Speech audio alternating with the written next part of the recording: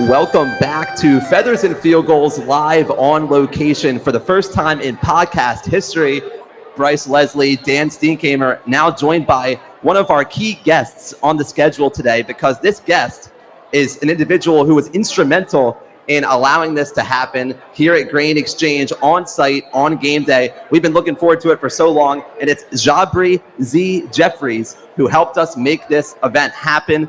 Z works in development at the University Athletic Department, and previously Z worked with a couple rivals of UT. We'll mention them briefly. Maybe some boos and hisses in the crowd for Temple. Temple mentioned. Villanova, also a previous stop for Z. And most recently, though, Ohio State, a stop on Z's tour through college athletics. And now we're happy that Z's at Delaware. Thank you so much for joining us, Z. And I wanted to open things up by allowing you to provide everybody some insight into the behind the scenes of how this was put together and how we kind of formulated things in conjunction with the Blue Hen Touchdown Club, which I know we're also recognizing today as well. Yes. Well, gentlemen, first and foremost, thank you for having me on today. It's a pleasure to be a guest and to also partner with you two to make this happen.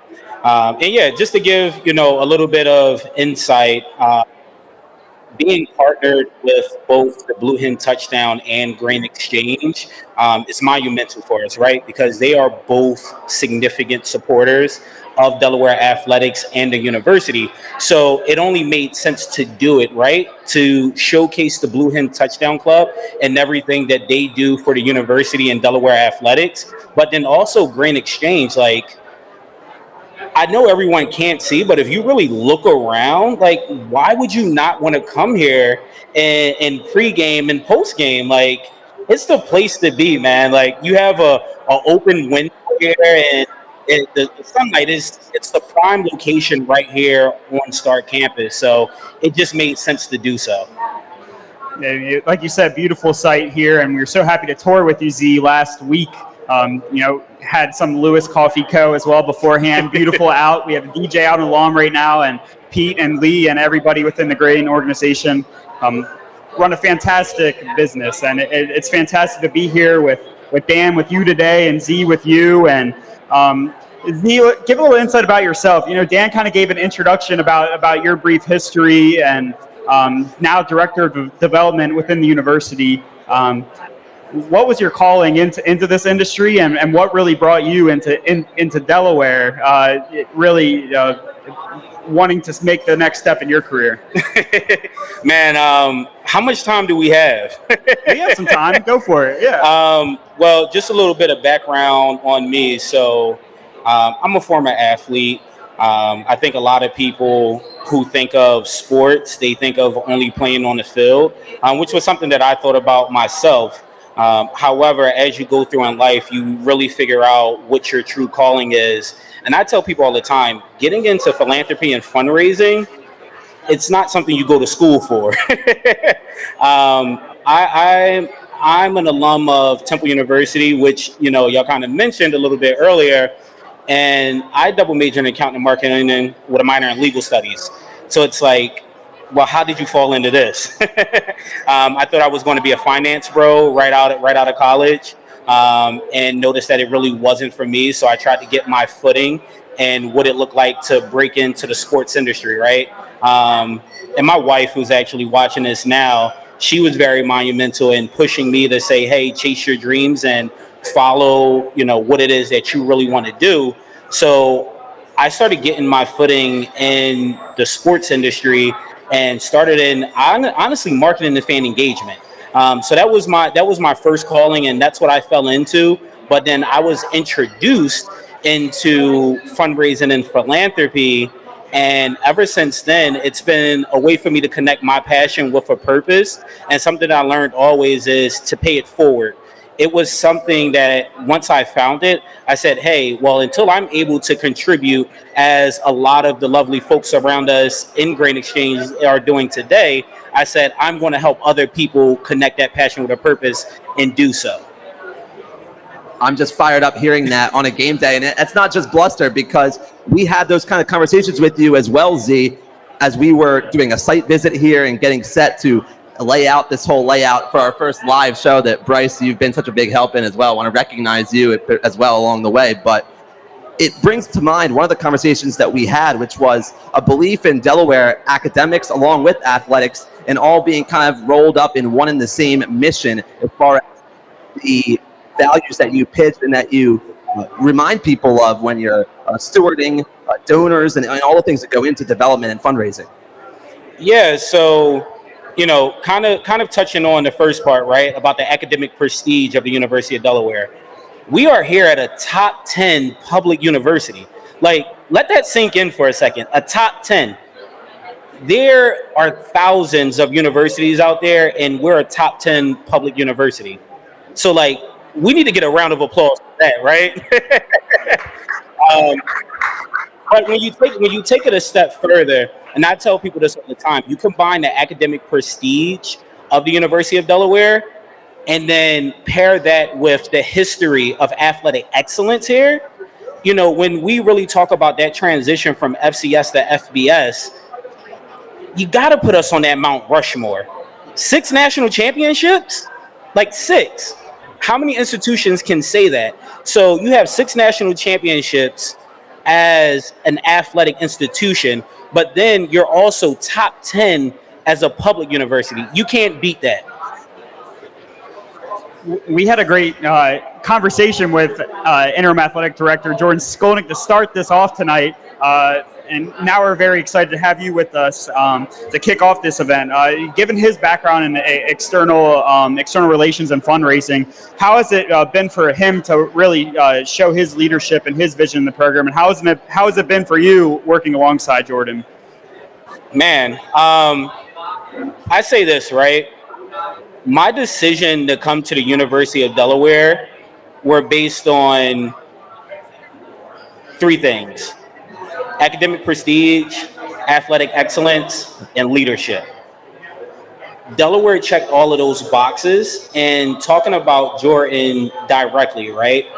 Having a leader who's been in the same position as you can't beat it, right? And then as an individual and talking about his leadership, he remains nimble and innovative in this changing landscape of college athletics. So while we're continuing to grow, we're being nimble because change is always going to happen. But we're also trying to remain at that forefront of how do we be innovative and how do we continue to catapult ourselves into national relevance. Let's get right down to business, Z. Let's keep it going, getting down to business in terms of diving into the fundraising strategies a little bit in the department. Jordan's leadership has been exemplary in terms of demonstrating, I think, for Delaware fans and supporters, the modern new age different buckets, right, where contributions can go toward. You think about revenue sharing models through like a student athlete excellence fund, if I'm getting that name correct. You can correct me officially on the terms, but having that bucket in addition to traditional athletic fund contributions and travel budgets and all those things where there are different areas to support now than there were before. How do you think that's being received so far by Delaware fans and donors? And kind of what was the thinking overall and how that message is being relayed to the Delaware fan base? Yeah, that's a great question, right? And I'm going to go back to my previous answer of remaining nimble and innovative. The landscape is changing right in front of our eyes. So it's always, okay, well, what buckets do we have that we can increase the support? So first and foremost, we're an academic institution, right? So when you look at the athletic landscape and it's changing from roster limits, well, scholarship limits to now roster limits, right? We created these 2 new buckets, one being our student financial aid bucket, where a lot of our alumni, fans, and supporters can contribute directly to that increase in scholarship support. And then that student athlete excellence fund, it allows us to continue to remain nimble in supporting our student athletes above the scholarship limit. So those are 2 buckets that we've been innovative in creating, because you see it across the college athletic landscape. So many people are doing things to keep that edge of competitive excellence. And that's what we're, continuing to do, because I don't want people to get it misconstrued and saying like, hey, we're trying to do this, we've already been competitively excellent. Now it's just keeping that edge. So those are two main buckets. But then also, we here at the University of Delaware, we look at our athletic department as the front porch of the institution. We're looking to increase our geographic footprint, right? So when you're also looking at those buckets, and now us being in Conference USA, we're going to increase that geographic footprint. For example, next week we'll be in Colorado taking on the Buffs. We have 450 people registered for our tailgate there. That's 450 people that's going to be there supporting the Blue Hens as we take on Colorado. And then that allows us to increase visibility. With increasing visibility, it allows us to increase the prestige of the institution, but also increase admissions and enrollment as well. It was a really missed opportunity for me, Dan. I was talking about it. I think you're probably one of the 450 people, maybe not a part of it, but you're going to be out there. I know Brody behind doing all the production for us is also going to be there. I just got married in the summer, and I had my bachelor trip out in Denver, and it was such a missed opportunity not to save that trip until week 2. But we'll worry about week 2 when we get there. Thinking about week 1, just waking up today, so excited. The first game day in FBS and school history and the Route 1 rivalry here in Grain Exchange. Just being a part of this, Dan, is so great. As Delaware is transitioning into CUSA-Z, how are you benchmarking the athletic department's administrative and support functions against other institutions within the conference? What are some key performance metrics and indicators for success in this new environment that you're really pinning on heading into the athletic calendar year? Yeah, that's a great question. I think the easiest key performance indicator, right, would be saying wins and losses. I think that's how everyone, benchmarks success. But as I mentioned earlier, athletics is the front porch to the institution, and this move from FCS to FBS and going to Conference USA was more than just about athletics. It was about the entire institution. So when we're looking at those KPIs, we're also looking at, one, how has our enrollment numbers increased? Because we're going to be in some really interesting markets, right? Florida, Texas, Tennessee, even getting out to the Midwest as well with Western Kentucky and being out there in that area. So we're going to be looking at how do our enrollment numbers increase while we're also increasing the academic profile, and then also engaging our supporters in those key markets as well. Because for the longest, a lot of what was going on was around us here. But now expanding that geographical footprint, we're able to engage our fans and supporters in so many different areas. So I want to say, those are two big KPIs for us and looking at it. So again, one, what does admissions and enrollment look like? And then two, what does that engagement for our fans and supporters look like? Before I pass it over to Dan, just to follow up on that, you kind of talked about, connecting academics, top 10 public university with athletics. In a role like yourself being director of development, how important is it to really pull in the academic numbers to really portray the athletic success? Yeah, I think it's very important, right? We've had, from an athletic standpoint, we've had several years, going on more than a decade of our student athletes having over a 3.0 GPA. So when you're talking about that academic excellence there, you also have to tie in our student athletes with it. But when we're talking about the academic prestige of the institution, I think a lot of our fans and supporters also want to know, hey, how is the university doing?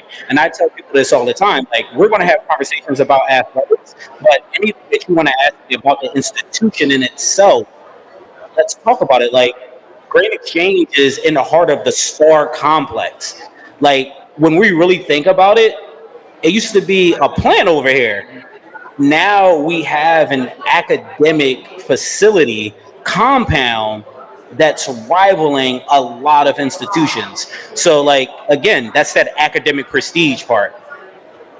Getting set to close things up. with you here, and you've been generous with your time, not only in speaking with us, but in being here to help us out, hooking us up with these sweet helmets. I mean, this just makes it feel like we're right on TV. So we've got a little ways to go, I think, before we wind up on linear, Bryce. But anyhow, this has been phenomenal, and wanted to also, at a basic level, get your mood for seeing the Conference USA logo painted on the field. It's in both places. You gotta just be probably up a wall excited, because it's a return for you to that FBS level. And now, as you gain more experience at UD, it seems like, are you seeing this as a chance to really open new levels and open new doors to what you can achieve with your team in terms of garnering that support for athletics here? Yes, I think you hit it right on the head, right?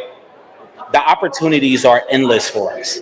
And the only thing that we have to do is we have to embrace it. That door is open. Now we just have to walk through it and embrace it and continue to level up and continue to grow as we've been doing. So I leave everyone with this, right? Continue to support Delaware, continue to support Delaware athletics, because we all want to see the institution in our athletic programs at the pinnacle of academic success and athletic success. And you all individuals, including you two, are monumental in it. So don't take this as an opportunity to say, hey, I need to do more. Take it as an opportunity to say, hey, continue to be engaged and continue to grow, because at the end of the day, opportunities are endless. We're going to continue to rise. So go Blue Hens. And that's well said. That's so well said by Z. I may have been trying to squeeze in an extra follow-up on CUSA, which so many of on the road opponents have you had a chance to, over your travels and you've been to many of those places yet, or are you going to be some new sites that you're as you engage with different fans and followers on the road? Yeah, so in Conference USA, all of the campuses are going to be relatively new besides FIU. I've been to that campus a few times, but for the most part, all of the teams in Conference USA are pretty new territory to me, and I'm excited to get down to those locations, engage our fans and supporters, and get some wins and continue to put Delaware on the map. Z, thank you so much for sitting down with us and talking, like you said, so much about sports outside of the field.